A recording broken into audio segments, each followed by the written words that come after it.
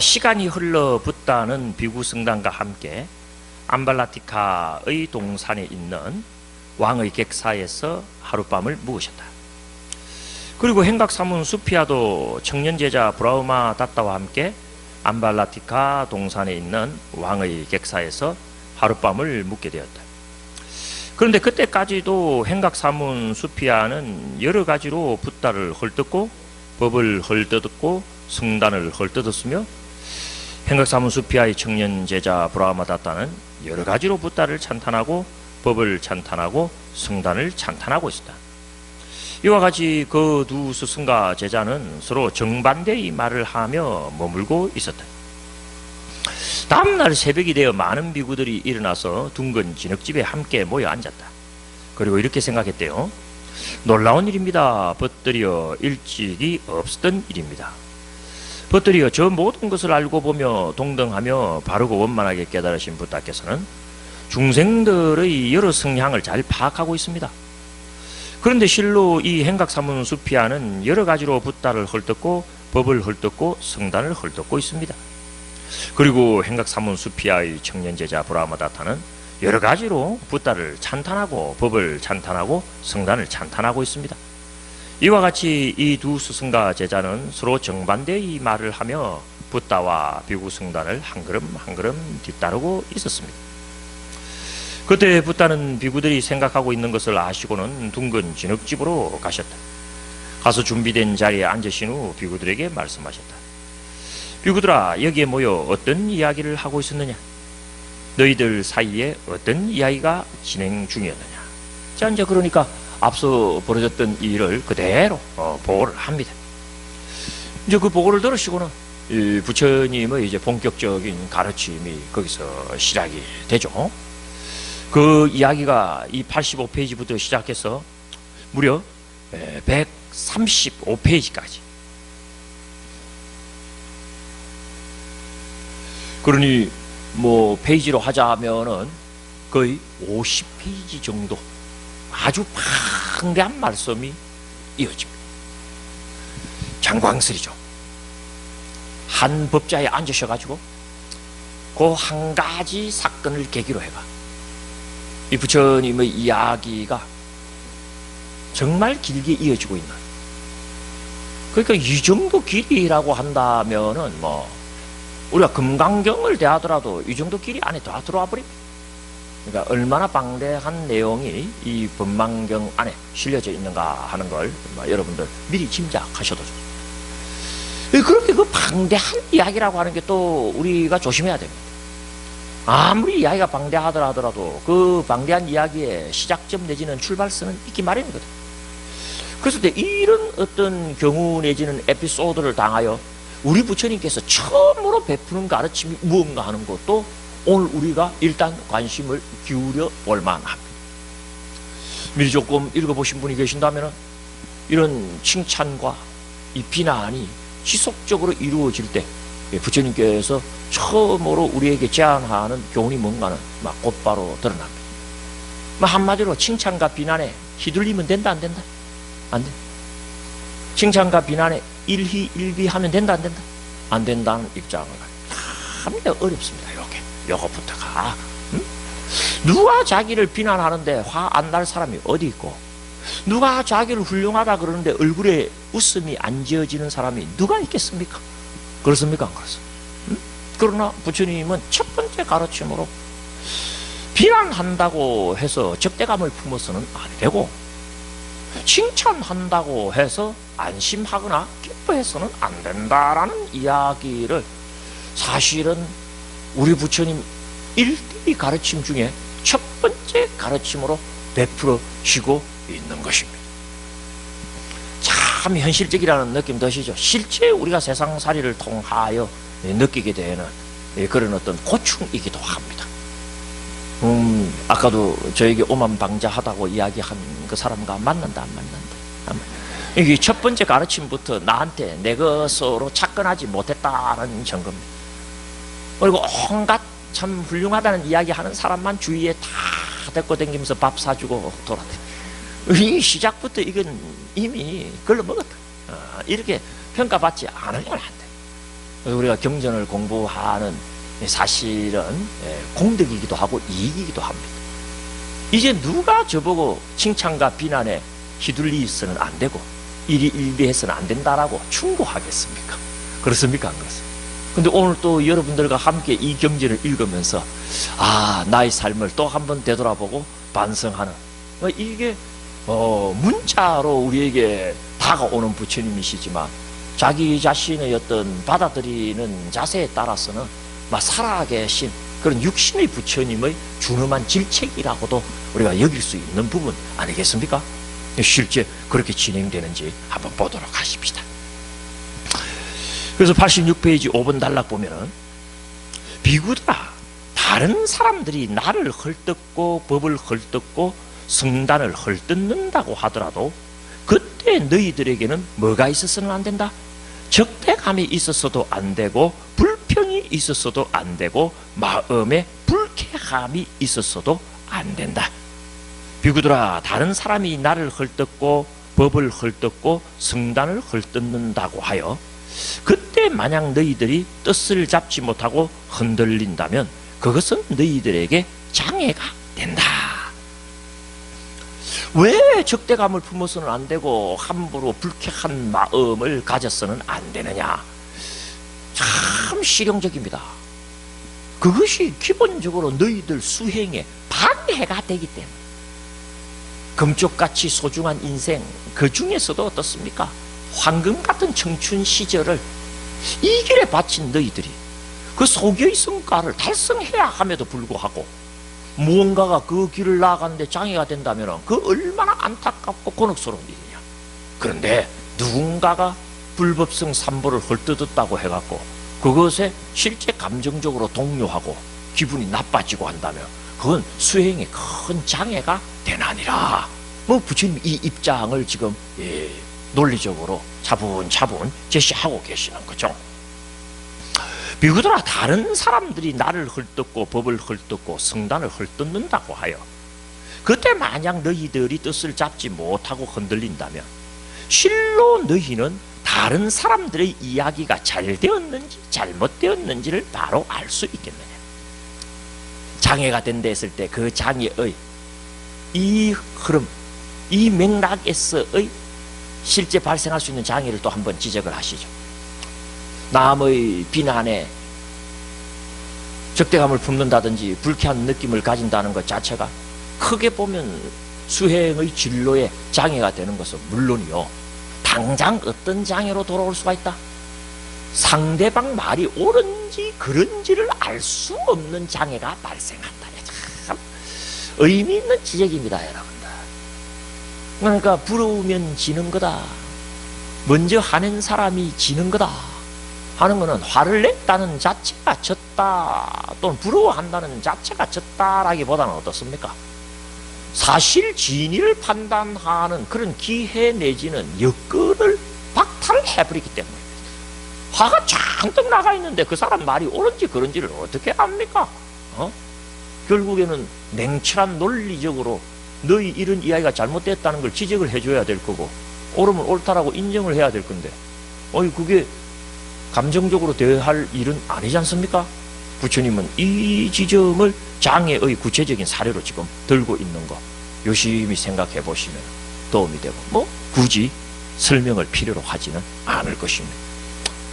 미리 짐작하셨겠지만 제가 여러분들께 학술적인 그런 전문가로서의 정보를 제공하는 부분은 실제 뒤에 62가지 당시 종교에 대한 분석, 굉장히 전문적인 지식이 아니면은요 그냥 요를 놓쳐버립니다. 또 제법 장황하거든요. 과거의 18가지, 미래를 44가지로 분석을 합니다. 왜 과거는 18가지고 미래는 44가지로 분석을 하느냐? 이런 문제의식에 대해서 우리 소상하게 그 속내를 한번 훑어볼 거거든요. 그럴 때는 여러분들 전문적인 안내를 받으면 워낙 도움이 됩니다. 그럴 때 여러분들과 보다 더 심혈을 기울여서 시간을 보낼 거고, 일단 이런 부분은 그냥 읽어보면서 교훈으로 여러분들께서 확보를 하시면 되리라고 봐요. 부처님께서 그렇게 말씀하시니까 못하옵니다, 붓다시오. 비구들아, 다른 사람들이 나를 헐뜯고 법을 헐뜯고 성단을 헐뜯는다면 그때는 너희들이 이런 식으로 대해야 한다 하면서 부처님 한 말씀 더 붙이시네요. 그때 너희는 사실이 아닌 것을 사실이 아니라고 해명해 주기만 하면 된다. 즉 이러한 이유로 이것은 사실이 아니다, 이러한 이유로 이것은 그렇지 않다, 우리에게 이러한 것은 없어, 이것은 우리에게 볼 수 없는 것이오 라고 해명해 주기만 하면 되는 것이다. 한미 부처님의 대응이 온건하고 전혀 급진적이지 않다라고 하는 거 느껴지시죠? 막 가서 그냥 악다구니를 세워가면서 도끼눈을 해갖고 너 왜 나를 비난하느냐고, 사실이 이런데 말이야 하고 성질 낼 일도 없고 그 앞에서 큰소리 지르면서 주장할 일도 없고 조곤조곤 이래서 그건 사실이 아니고 저건 그래서 우리하고 해당 사항이 없어 하고 해명만 해주면 되고, 그 해명을 하는데 적대감이랄지 감정적 어떤 질곡이 방해가 되니까 막 그런 어떤 감정 상태 가져서는 안 된다고 이야기하는 것이다. 이렇게 막 거슬러 가면 돼. 그리고 비구들아, 다른 사람들이 나를 찬탄하고 법을 찬탄하고 성단을 찬탄하더라도 그때 너희는 기뻐했어도 안 되고 안심했어도 안 되고 마음으로 고양되었어도 안 된다. 비구들아, 다른 사람들이 나를 찬탄하고 법을 찬탄하고 성단을 찬탄한다고 하여 그때 만약 너희들이 기뻐하거나 안심하거나 고양된다면 그것은 너희에게 장애가 된다. 이것도 마찬가지로 무슨 장애가 되겠습니까? 크게 보면 수행해 나가는데 장애가 됩니다. 비구들아, 다른 사람들이 나를 찬탄하고 법을 찬탄하고 성단을 찬탄한다면 그때 너희들은 사실을 사실이라고 인정해 주기만 하면 되는 것이다. 즉 이러한 이유로 이것은 사실이다, 이러한 이유로 이것은 그렇다, 이것은 우리에게 있는 것이다, 이것은 우리에게 볼 수 있는 것이다 라고 인정해 주면 된다. 자, 비난할 때 부처님께서 어떻게 하라 하신 교훈과 칭찬받을 때 어떻게 하라 하신 교훈을 비교해 보면은 형식적으로 조금은 굴곡이 있습니다. 비난받을 때 화내지 마라 내지는 적대감을 품지 마라 한 이유는 장애가 있기 때문이다 하면서 장애의 이유를 설명합니다. 그럼 뭐가 잘 되었고 잘못됐는지를 어떻다? 제대로 알 수 없으니까 적대감을 품지 마라. 그래서 적대감을 품지 않아야지 그 사람이 하는 이야기의 허점 내지는 문제점을 잘 알아갖고 이런 게 당신 이야기의 문제점이고 우리에게 그런 일이 없는데도 불구하고 이야기했으니까 잘못된 것 아니냐고 지적해 줌으로써 문제를 해결해 줄 수 있다, 이런 논리 아닙니까? 그런데 칭찬할 때는 어떻습니까? 그냥 그것에 기뻐하거나 관심하거나 부안해동하지 마라. 이유는 또한 수행에 장애가 되기 때문이다. 니들은 가서 그 말이 맞다고 인정만 해주면 된다. 쉽게 말해서 어떻습니까? 그 말이 맞는지 틀린지를 알 수 없지 않느냐 하는 부분이 여기는 안 들어가죠.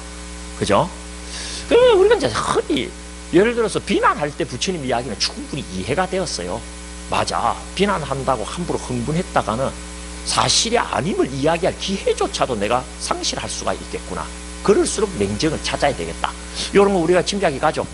근데 이제 칭찬할 때는 뭐 우리가 원래 잘났으니까 칭찬받는 것 아니냐 하고 같이 기뻐해 주면 될 것 아니냐.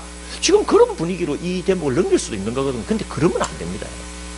칭찬에 약하면은요 사기에 걸려들기가 굉장히 쉬워요. 그러니까 사람은 비난에도 강해야 되지만 비난에도 냉정을 잃지 않는 건 물론 중요하지만 남이 자기에게 좋은 이야기를 할 때 그때 냉정을 잃는 건 더 위험할 수가 있어요.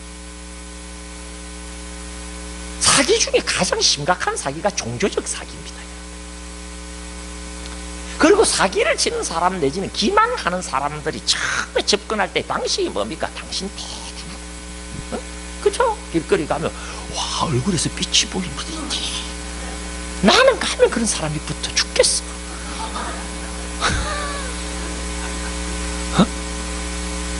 예사롭지 않다는 등. 그러면 슬슬슬슬 꼬여 넘어가는 거예요. 그런 기망하는 사람들은 기망 대상자를 물색할 때 칭찬에 약할 것 같은 사람을 찾죠. 그리고 당신이 무언가 특별해갖고 오늘 내가 이렇게 이야기하는 거다라고 논리를 가지고 가면은 이미 칭찬 한 번 듣고 그죠? 지갑에서 돈이 이미 나오고 있는데 어떻게 사기에 걸렸는 거지? 사기 한번 걸려본 저는 잘 압니다.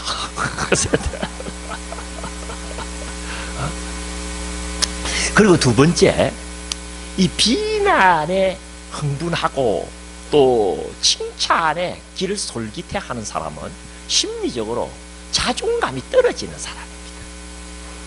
그리고 쓸데없이 자존심을 세우는 사람일 때 이런 일이 많이 벌어져요. 이건 굉장히 중요한 수행론적인 의미를 가집니다. 부처님은 자존감으로 충만하신 분이지 일체 자존심 따위를 내세우죠.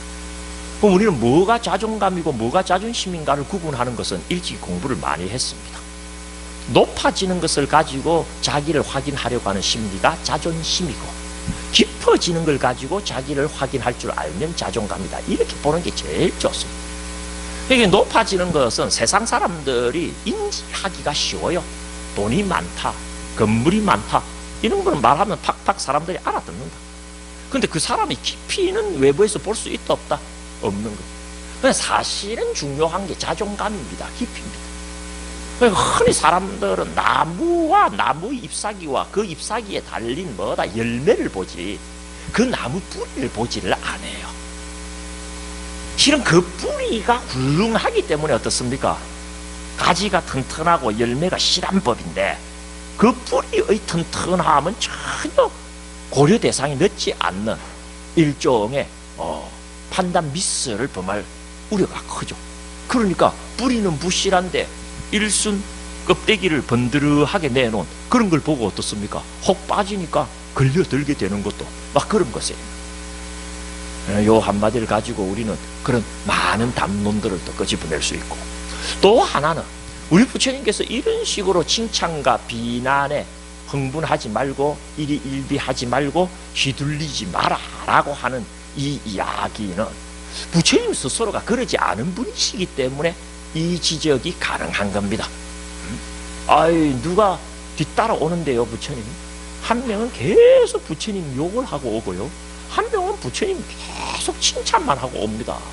어떤 놈이야 데리고 와봐.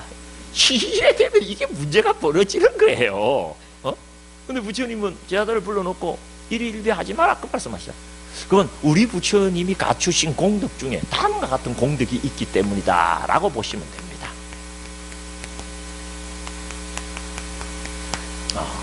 삼념주라고 하는 공덕이 있어요. 우리 부처님 공덕 중에 뭐가 있다? 삼념주. 그 삼념주의 첫 번째가 뭐다? 중생들이 부처님의 가르침을 비방하여도 그것 때문에 적대감을 일으키거나 불평하는 마음이 일어나지 않고 평상심을 유지할 줄 아는 능력. 그리고 두 번째가 뭐다? 중생들이 당신의 가르침을 찬탄하고 수희 봉행한다고 하더라도 그것 때문에 기뻐하거나 그것 때문에 마음이 안심하거나 굳이 하지 않고 역시 평정심을 유지할 줄 아는다. 그리고 세 번째는 그 둘을 단순히 더한 형태를 취합니다.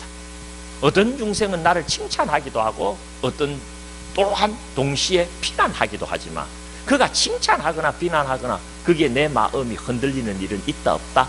없다. 이 부처님은 당신 스스로 이런 자질을 구족하신 분이다 라고 이야기를 하십니다. 재밌는 것은 이 삼념주라고 하는 부처님의 공덕이 예컨대 열애의 심력이나 또는 사무소외라는 게 있어요.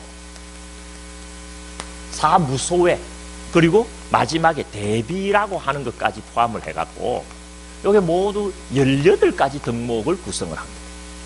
그 18가지 덕목을 경전에서 뭐라고 부르냐면은 불공법이라고 불러요. 18불공법.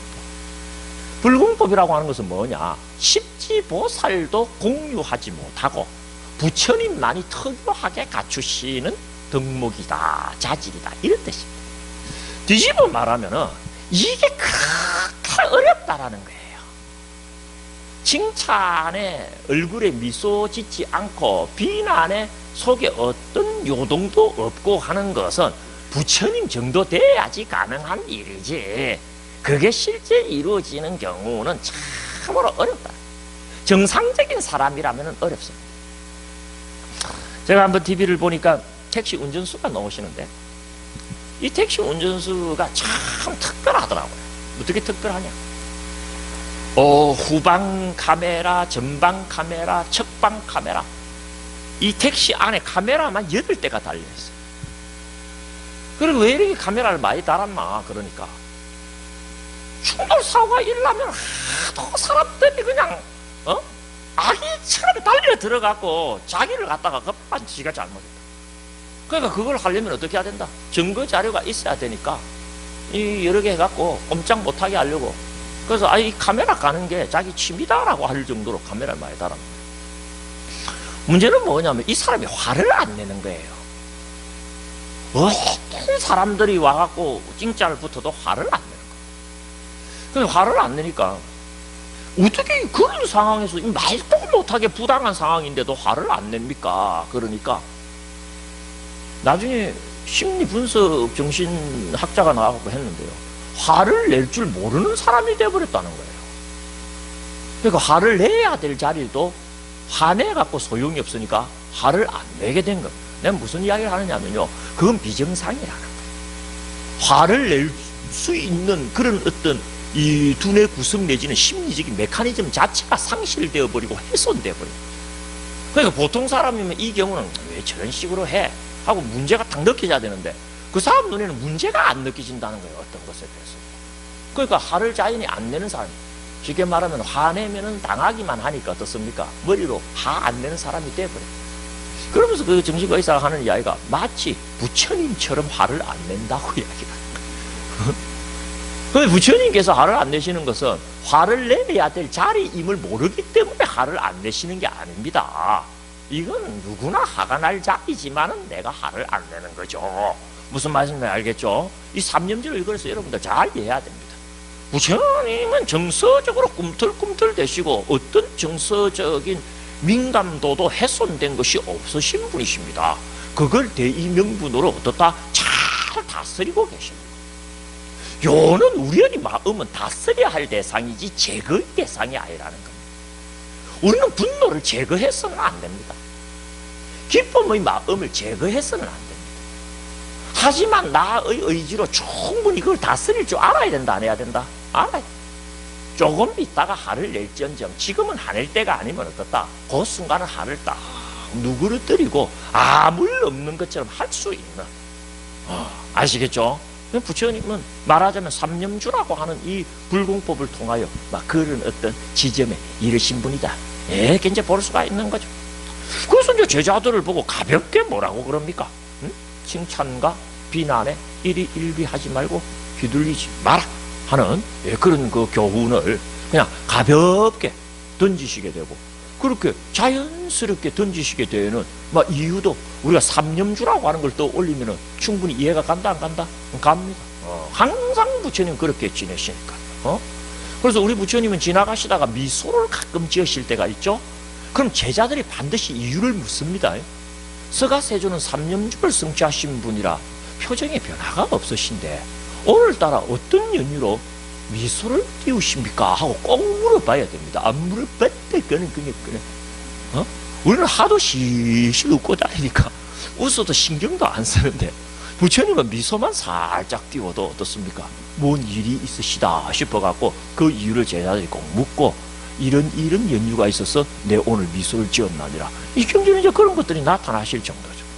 그저 지도자는 표정을 함부로 지어서는 안 되고, 함부로 짓지 않는 것이 이게 연습이 돼야 돼요. 이게 지도자 교육이죠. 그래서 정치 지도자를 꿈꾸는 사람은 감정의 절제라고 하는 것만큼 중요한 게 없어요. 그러나 이 이야기가 오해를 불러들일 수가 있어요. 이 삼념주가. 사람이 몸이 건조하지 않느냐라는 문제가 벌어질 수가 있어요. 기계도 아니고 피 흐르는 사람이고 몸에 뜨거운 열기가 있다면 오늘 다 체온들 계셨습니까? 대구 경북은 안 다녀오셨습니까? 난 대구 경북 매일 갔다 오는 사람입니다. 저 같은 사람을 조용한 전파자 뭐 그렇게 조심하시기 바랍니다. 집에 가서 뭔 일 생기면 나 때문이니까 그렇게 알고 빨리 신고하시기 바랍니다. 벌써 지나가 버렸는지도 모르죠. 그렇게 하고. 아유, 바빴어요. 바빴어. 그래서 이 삼념주만 가지고는 부처님의 참 공덕스러운 자질이 완성이 되지 않고 그 뒤에 뭐가 붙는다? 대비.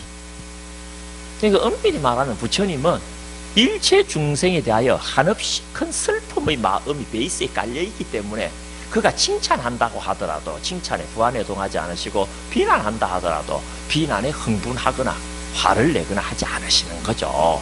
왜? 그놈에 대해서 어떻게든 진일보할 수 있도록 교화를 들이우셔야 되거든. 그게 부처님의 뭐다? 정서적인 스탠스입니다. 항상 일체 중생, 고에 허덕이는 중생들에 대해서 어떤 마음을 지니신다? 슬픔의 마음. 아이고, 저래 살면 안 되는데, 저 하는 그 안타까운 마음 지니시죠. 그게 압도적인 부처님의 마음 상태이기 때문에 삼념주만을 가지고 부처님을 무미건조한 그런 어떤 목석처럼 여기는 것은 또한 건물이라는 말씀을 드립니다. 하지만 절대 당신과 관련한 칭찬과 비난에 부처님께서 일희일비하신 적은 있다 없다? 딱 없으십니다. 그래서 뭐 여러분들이 대표로 알고 있는 부처님에 대한 비난 사건, 부처님께서 자기 아내를 하도 흡수를 해버리다시피 아내가 부처님께 푹 빠져 있으니까 뭐 바가지로 욕을 하잖아요, 그죠? 그러고는 막 전해라 그럽니다. 부처님 모시고 부처님 앞에 두고 막 부처님 욕을 해요. 욕을 하니까 부처님께서 하신 말씀이 뭡니까? 다들 알고 계시죠? 바라문아, 네가 누군가에게 한 상 잘 차려갖고 대접을 했는데 그 사람이 그걸 먹지 않고 가버리면 그 음식은 누구께 되니? 그러죠. 구여 철인스럽게 되죠. 나는 네 욕 안 먹을란다. 가버리지. 그러면 그 욕 누구께 되냐? 네가 네한테 욕하게 된다고. 이제 그런 그 아이디어가 나오는 거 우리는 그 에피소드로 알고 계시잖아요, 그죠? 이제 그런 것들이 다 뭡니까? 이 부처님 삼념주라고 하는, 상대방이 어떤 이야기를 하더라도 대비를 베이스로 깔고 냉정함을 잃지 않으면서 상대방 이야기를 경청할 줄 아는 자세를 한평생 유지하셨던 거고, 이게 뭐 부처님의 심력이나 사무소회와 같은 출중한 교화의 능력과 힘의 질을 일으킨 것 같아요. 이게 흥분하면 지는 겁니다. 지는 거죠. 그런 것도 그런데 또 뭐 한 번은 탁발하러 이렇게 농사 짓는 농부 옆에 갔더니 아니 당신도 밭 깔고 전기질 해갖고 생산하여서 그 소출로 먹이를 삼으시오. 그러니까 듣자마자 부처님 뭐라 그러십니까? 나도 농부요 하고 이야기를 하죠. 나 당신 농사 짓는 거 한 번도 본 적이 없으니 그러니까 뭡니까? 지혜가 쟁기고 노력이 보습이며 하면서 쫙 당신 마음의 밭을 일구는 농부의 모습을 쭉 이야기를 하죠. 기본적으로 이분이 얼마나 평온하신 분인가 하는 것을 참 잘 보여주는 대목이에요. 그래서 우리가 주위에 그런 사람이 있다면 참 행복한 겁니다. 그죠? 세상사 어떤 사건 앞에서도 흔들리지 않는 그런 든든한 참 히말라야 산맥과 같은 그런 분 옆에 있으면 뭔 이야기를 해도 그걸 갖고 뭘 그러니 하면서 기댈 수 있게 만들어줄 수 있을 거예요. 세상살이 하다 보면 뜻대로 안 되는 일이 한두 가지입니까? 그럴 때마다 이리 속상하고 저리 치이고, 그죠? 그러면서 이 소중한 인생 이질에서 가는데 주변에 그런 큰 참 히말라야 산과 같은 그런 사람이 있다면 얼마나 도움되고 하겠습니까? 우리 주변에 그런 사람이 드문 게 우리도 복이기도 하죠. 물론 저는 절대 그런 사람이 못 됩니다. 팔랑팔랑. 그러면서 부처님께서는 조금 소홀하다고 여러분들 느끼셨을 줄 몰라요. 칭찬과 관련하여서는 니들이 뭐 함부로 즐거운 마음을 일으키거나 안심하거나 하면은 안 된다. 그냥 칭찬할 만한 일이면 칭찬할 만한 일이 맞다고 인정만 해주면 된다. 뭐 그 정도로 좀 짧게 끝난 거겠죠. 그러진 않습니다. 이 뒤에 법망경이 이어지는 내용은 너희들에게 누군가가 이 종교를 칭찬할 때는 비난할 때보다 더 조심해야 되니 칭찬할 만한 근거가 타당할 때만 받아들여야 된다라고 하는 이게 불교라고 하는 종교의 격조입니다. 사실에 부합하지 않는 칭찬은 욕과 똑같으니까 그건 받으면 안 된다는 거야. 그러나 그건 정말 맞다. 그래서 네가 칭찬하는 거 내가 인정해 주겠다. 예, 이런 말하자면 뭡니까? 품격을 가져야 됩니다. 품격을 가져야 됩니다. 그래서 누군가가 나를 칭찬한다 내지는 찬탄한다, 불법성 삼보를 찬탄한다고 할 때 찬탄할 만한 근거를 부처님께서 열거해 줍니다. 이걸 갖고 찬탄한다면 그건 사실에 부합하고, 저걸 갖고 찬탄한다면 그건 또한 사실에 부합하고, 우리가 불법성 삼보를 찬탄을 할 만한 근거가 뒤에 아주 소상하게 긍정 논리로 핏대고 있습니다. 이 찬탄은 다른 말로 하면 믿음과 똑같습니다. 여러분. 불법성 삼보를 믿을 만한 근거가 뒤에 나오는 거예요. 너는 왜 부처님을 믿느냐라고 말할 때에 여러분들 뭐라고 답하시려고 합니까? 그냥 믿는다. 이건 기독교에서는 허용이 될 줄 모르지만 불교에서는 허용되지 않는 부처님을 욕되게 하는 믿음이에요. 이래서 나는 부처님 믿습니다. 그때 믿는다는 말을 뭘로 바꿔도 된다? 찬탄한다는 말로 바꿔도 될 정도. 자, 그래서도 첫 시간에 우리의 신앙을 제고하게 하는 이야기가 이 첫 번째 가르침으로 여러분들을 기다릴 거다 하고 이야기를 했던 거예요. 이야기를 부처님 시작하시네요. 누군가 나를 찬탄할 때 그 찬탄이 타당하려면, 그래서 받아들이려면 첫 번째는 뭐다? 내가 계율을 잘 지키는 사람이기 때문에. 다른 말로 하자면 너 왜 부처님 믿느냐 또 찬탄하느냐라고 이야기했을 때 다음과 같이 이야기하면 그래도 받을 만하다. 그분은 계율을 어긴 적이 없으시고 계율을 지키는데 남다른 수준을 지니신 분 아니십니까? 그래서 제가 찬탄드립니다. 그거는 말이 좀 된다라는 거야.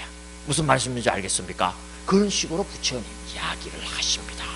그래서 계율 이야기가 또한 찬탄의 첫 번째 근거로, 오늘 항상 뭘 여러분들 중요시 여겨야 된다? 시작을 중요시 여겨야 되기 때문에 칭찬과 비난에 일희일비해서는 안 된다라고 하는 이 이야기도 시작의 교훈으로서 기억을 꼭 하셔야 되고, 나중에 여기 한 대 묶입니다.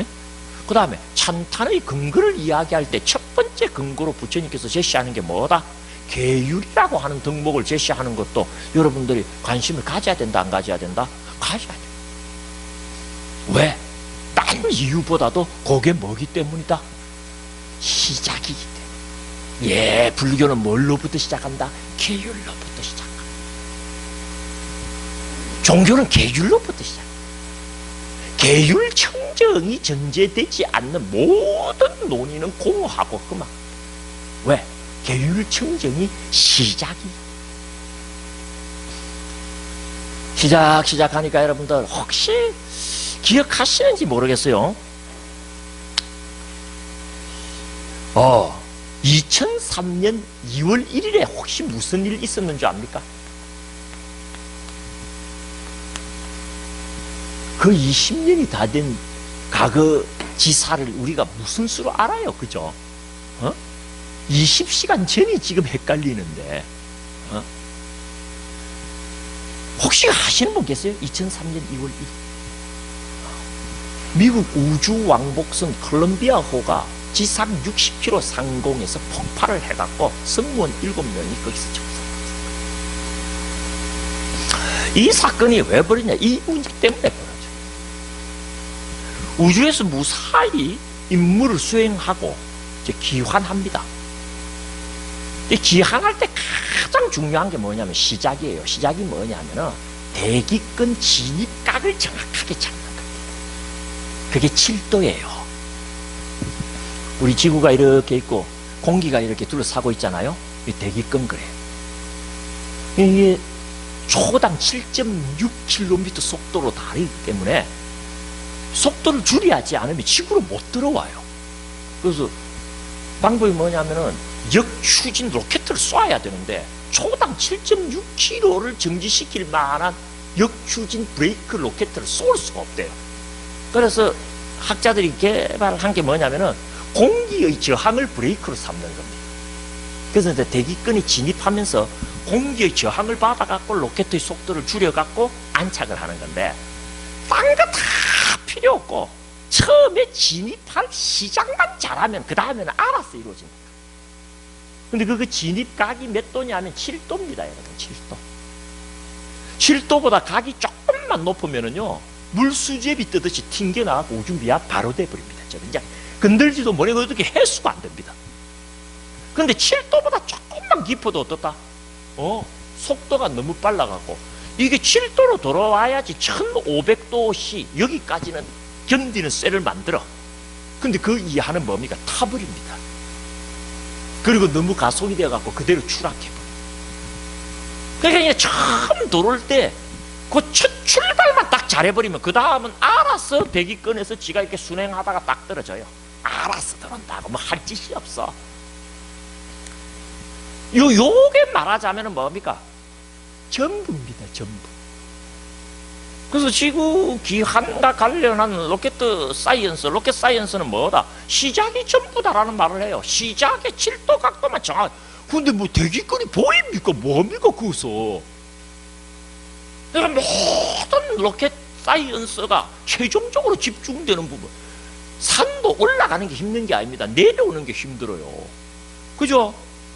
그 어몽길 같은 사람도 히말라야 꼭대기 올라가는 건 힘든 게 아니고 베이스 캠프에 내려와야지 등정에 성공했다고 이야기하지, 정상에 깃발 꼽는 걸 절대 성공이라고 안 합니다. 우선 나가는 건 문제도 아니래. 이 들어오는 게 제일 어렵대, 이게 여러분들 불교도 똑같은 겁니다. 첫 출발 시작을 어떻게 하느냐에 따라서 그 뒤는 놔두면 자동적으로 성취되는 게 정말 초발심이 뭐다? 변정각이라고 하는 말을 이 로켓 사이언스가 증명하고 있다. 근데 그 시작으로 부처님께서 딱 내놓으시는 게 뭐다? 계율입니다. 계율 청정이 되지 않고, 뭐 뒤에도 스님 두 분이나 앉아 계십니다만은, 저는 제 스스로가 제가자로서 불교 공부를 하는 것에 대하여 뭐 어떻게 보면은 좀 어중간한 그런 어떤 느낌도 있습니다만, 제가자의 계율이라고 하는 것은 상대적으로 느슨하잖아요. 그래서 참 어떨 때는 그 엄격한 계율을 어떻게 지킬 수 있을까 생각하면요, 그 압박감 때문에 이 공부 못하겠다라고 하는 생각을 하게도 되는데, 뭐 어떤 사람은 계율 같은 것쯤이야 뭐 조금씩이라도 제껴가면서 공부만 열심히 하면 될 거예요. 그게 안 됩니다, 이 종교가. 그랬을 때 시작으로서의 계율의 중요성을 또한 어느 부처님 경전보다도 강조하고 있는 대표적인 경전이 뭐다? 법망경입니다.